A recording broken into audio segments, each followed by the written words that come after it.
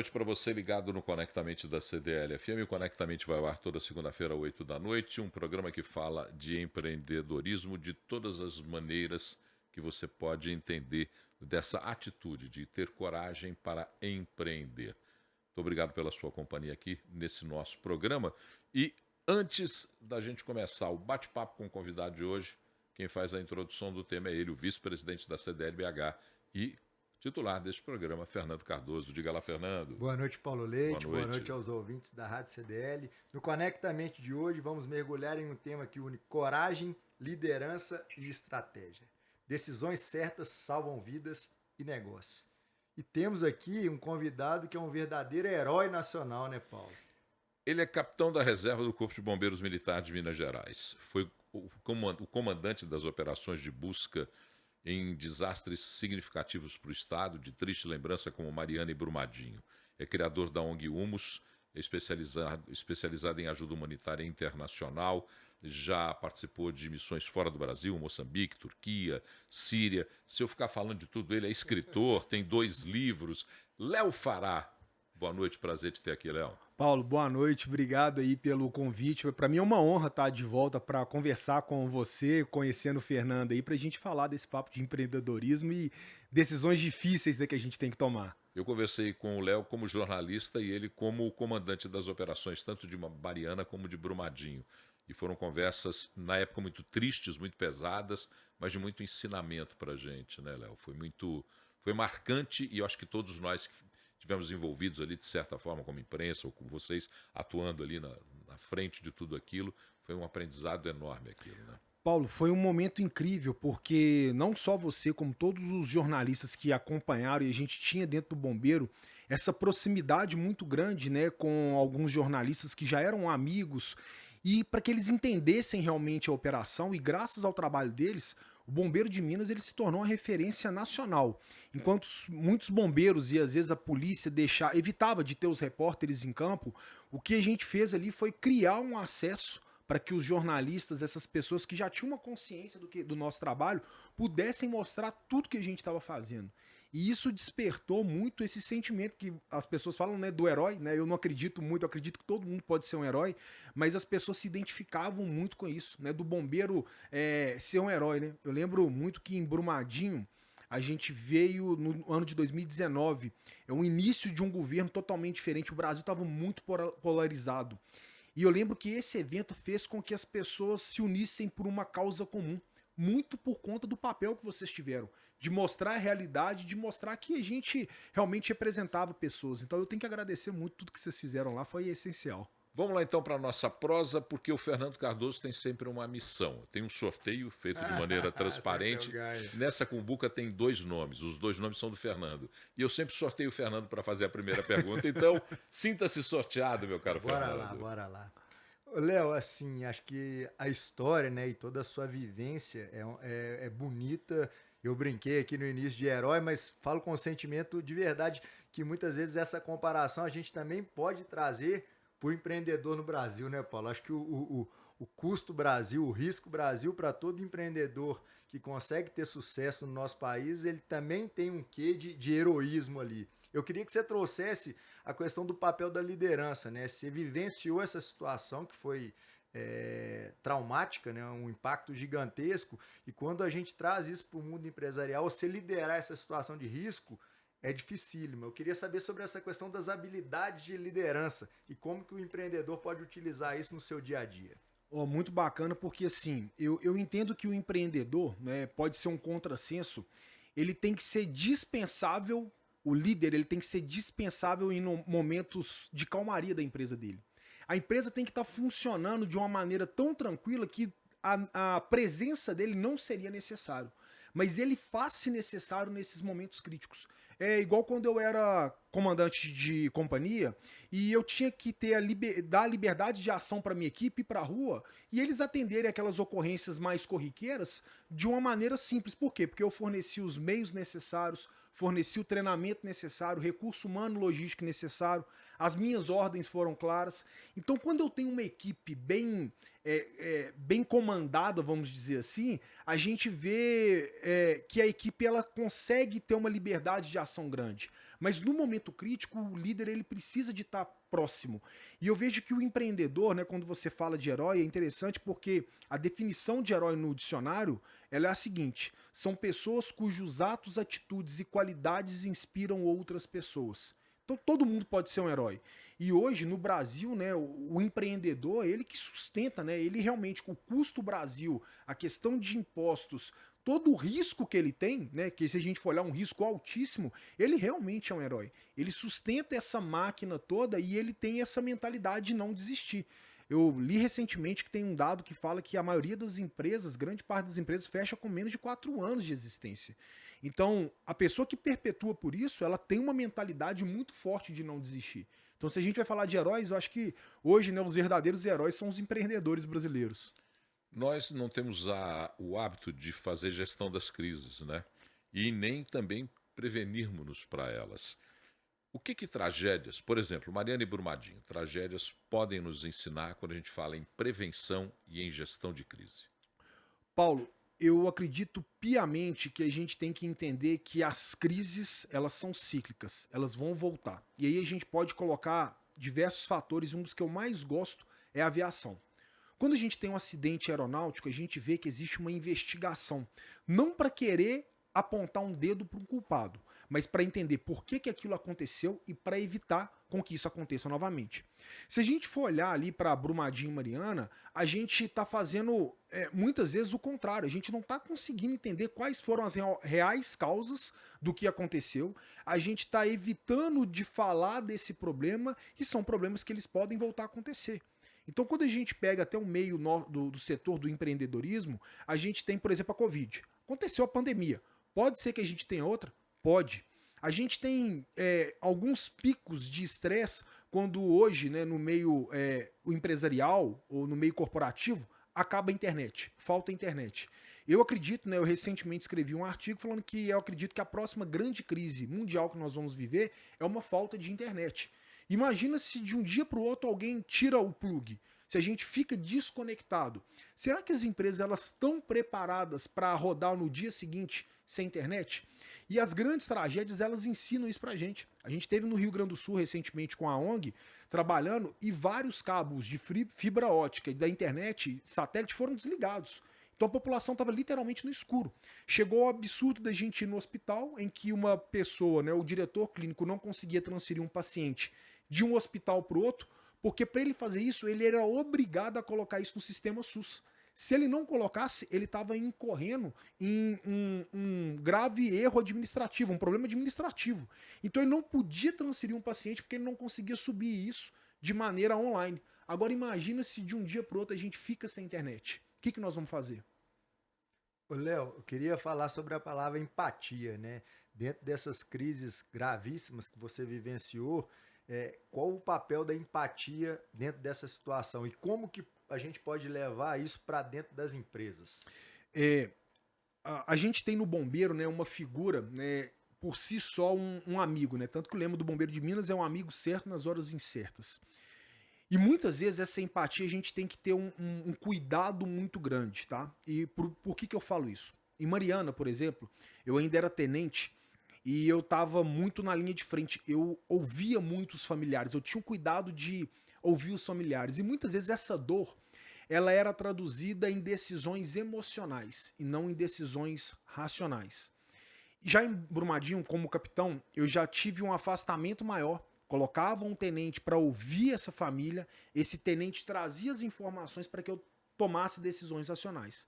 Onde que eu quero chegar nisso? Muitas vezes na nossa empresa, a gente acha que tem que ter um distanciamento muito grande da liderança para a parte operacional. Isso não é verdade. Você pode ouvir. Você só tem que tomar cuidado para que as suas decisões elas não sejam emocionais, que elas têm que ser racional. E racional em que sentido? Racional pensando em preservar o time todo e a missão. Porque muitas vezes a gente fica emocionalmente envolvido. Eu e Mariana tomei decisões erradas de áreas de busca porque um parente, o pai de um garoto, por exemplo, falou que ele tinha sonhado e ele tinha certeza que o garoto estava em determinado lugar. E aquilo me comoveu de uma maneira que eu tomei uma decisão emocional. e racionalmente aquilo não era certo. Talvez se eu tivesse dividido isso, né? Ou se eu tivesse ouvido esse pai, mas dividido com os meus comandantes, com os meus colegas, talvez a minha decisão ela fosse racional. A empatia ela é significativa, ela é muito importante, porque as pessoas elas precisam de encontrar conexão em momentos de crise. Elas precisam de serem ouvidas. E você se colocar no lugar daqueles parentes, igual aconteceu em Brumadinho, né, que muitas pessoas falam, poxa, mas já são só corpos. Não são só corpos. É um ciclo que tem que ser encerrado. E você entender isso é muito importante. E isso faz com que a operação dure até hoje. Até hoje a operação de Brumadinho ela dura em busca de 2 pessoas, a Natália e o Thiago, porque os bombeiros entenderam isso, a importância de encerrar esse ciclo para os parentes. Você falou em comunicação clara quando a gente começou a conversar aqui. Disse da importância de que a imprensa tivesse entendido tudo aquilo que vocês faziam e poder relatar aquilo da forma mais fiel possível. Como é que comunicação clara pode ser decisiva na tomada de uma decisão, na gestão de uma empresa? Paulo, hoje a gente vive muito não por fatos, a gente vive muito por boatos. A internet ela facilitou muito isso. Ela facilitou até a disseminação de uma quantidade de informação muito grande, mas essas informações, elas muitas vezes não são fatos. E você, como jornalista, sabe disso.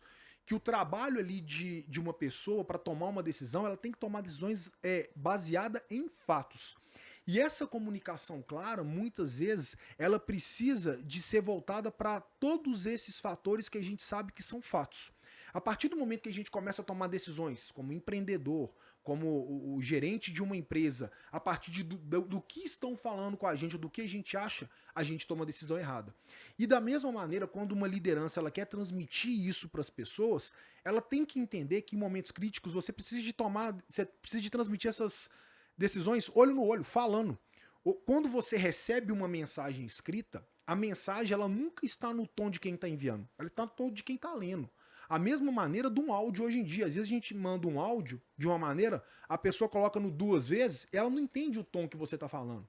Então é muito importante isso que você está presencialmente, olhar no olho, ter uma comunicação clara para que as pessoas entendam a sua intenção, é essencial para que isso seja transmitido, como eu falo, para a tropa, mas para toda a sua parte operacional. Então essa comunicação clara, ela é uma comunicação de 2 vias. De você emitir essa mensagem e entender o que a pessoa que está recebendo essa mensagem entendeu do emissor. Ô, Léo, a sua vivência internacional em zonas de risco mudou de alguma maneira a sua visão sobre liderança?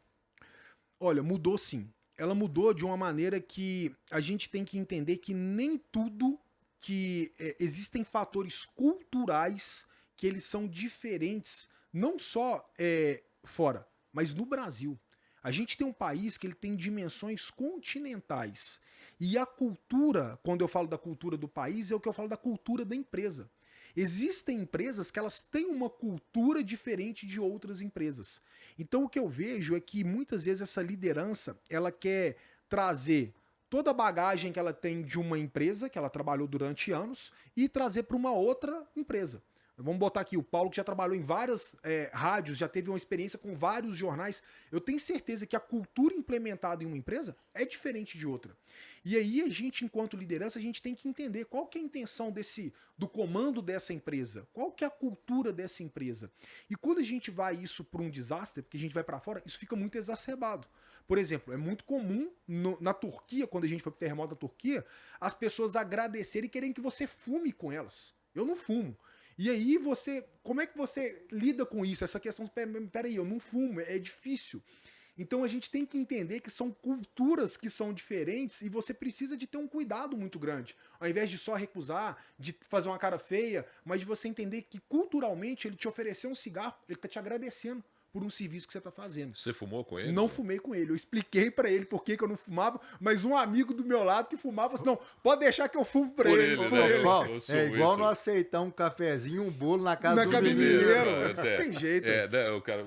Isso é verdade, né? Hoje em dia, cada vez mais. Aí eu não tomo café. Você fala no Minas Gerais que você não toma Toma café, peraí. você xingou a desfeita, família. Exatamente. desfeita, né? Você está falando em liderança e está falando em caos.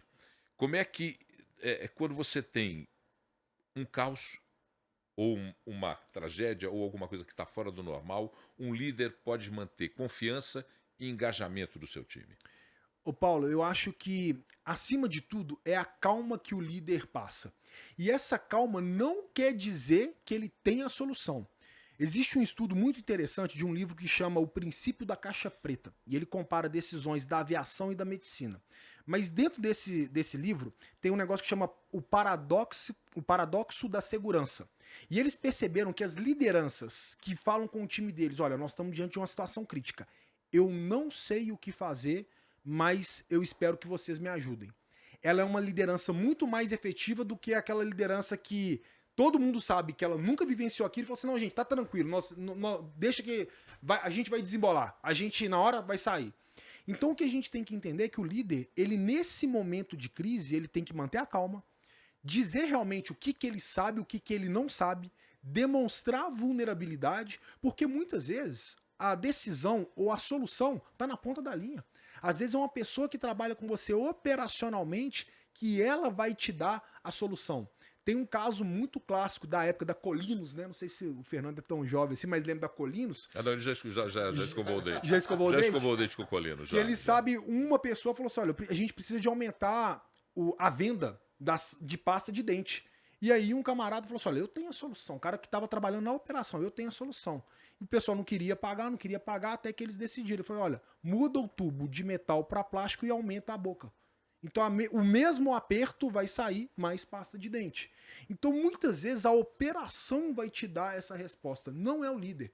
E a capacidade do líder nesse momento está em saber ouvir a equipe, demonstrar vulnerabilidade e pedir ajuda. Pedir ajuda não é sinal de fraqueza, pedir ajuda é sinal de coragem em momentos críticos. Ô, Léo, no varejo, um dos pontos fundamentais para qualquer negócio dar certo é a motivação.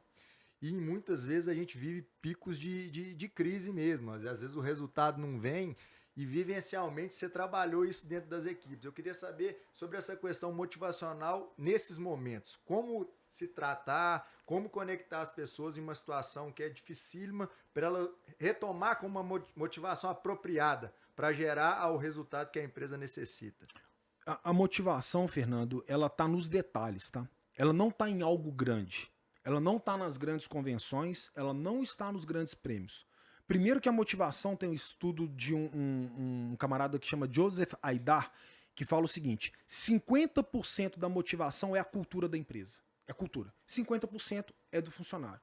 Vou te contar uma situação real de Brumadinho, onde a motivação estava nos detalhes. Imagina você ser um bombeiro extremamente preparado, que foi treinado para salvar vidas. E você chega num ambiente onde não tem vidas a serem salvas. Onde tudo que ele queria era realmente ter uma missão e cumprir essa missão. O que a gente fez lá? A gente pegou missões simples e tornou essas missões extraordinárias. A gente um dia recebeu um pedido de uma senhora para resgatar uma santa que estava soterrada na casa dela. Eu podia muito bem, como comandante da operação, falar assim, olha, minha senhora, me desculpa, mas a gente está na maior operação de busca e resgate do planeta Terra. Eu não vou pegar uma equipe, botar no helicóptero para resgatar uma santa. Mas eu não fiz isso. Eu peguei a equipe, conversei com a equipe de São Paulo e falei assim, gente, eu preciso da ajuda de vocês. Eles foram lá, passaram o dia inteiro na casa dessa senhora e resgataram a santa, um álbum de casamento, álbum de fotografia e entregaram para essa mulher. Essa mulher mandou um áudio agradecendo a gente, chorando. Esse áudio rodou a equipe inteira. Todo mundo se sentiu motivado com aquilo. A gente, um dia, eu estava no posto de comando, uma senhora me entregou uma carta de uma criança, dizendo assim, bombeiro, eu confio em você. E eu pedi para essa senhora, chamava Dorothy. Falei, Dorothy, você tem mais cartinhas dessas aí? Ela falou assim, se eu tenho mais uma, eu tenho centenas de cartas de crianças que não param de escrever para vocês. E a gente, na operação de Brumadinho, montou o Correio da Esperança, com uma carta, inclusive, de uma menina que chama Ana Clara, que falou, bombeiro, por favor, ache o meu pai. Então, a motivação, ela não está nas grandes coisas, ela está nos pequenos detalhes. É na maneira com que você conversa com seu funcionário, é na maneira com que você pergunta se ele está tudo bem e você realmente quer saber se ele está bem, é na maneira com que você chama ele para tomar um café, dividir um pão de queijo, uma broa. Isso é que faz a pessoa estar motivada. Não é as grandes operações, a motivação está nos detalhes. Você vê que toda prosa boa termina rápido. Nós já terminamos o nosso tempo da prosa, está aqui com poucos segundos para terminar, mas eu vou pedir, antes de agradecer ao Léo, que você, Fernando Cardoso, com sua capacidade de observação e síntese, resuma a nossa prosa de hoje. Ô, Paulo, acho que é uma prosa inspiradora. Eu acho que o Léo é uma referência para todo mundo e estar aqui pessoalmente com ele realmente me deixa super inspirado. Eu acho que todos os ensinamentos que ele passou para a gente de liderança, de conexão com as pessoas, de tomada de decisão assertiva, mostram que qualquer negócio que ouvir o Léo Fará vai prosperar. Léo Fará, muito obrigado por ter dedicado um pouco do seu tempo para essa nossa prosa curta, mas gostosa aqui no Conectamente. Paulinho, obrigado. Fernando, obrigado. Para mim é sempre uma honra estar com vocês. Eu aprendo demais. Valeu demais. Para você que está nos acompanhando no Conectamente, lembre-se que na segunda-feira que vem a gente está de volta.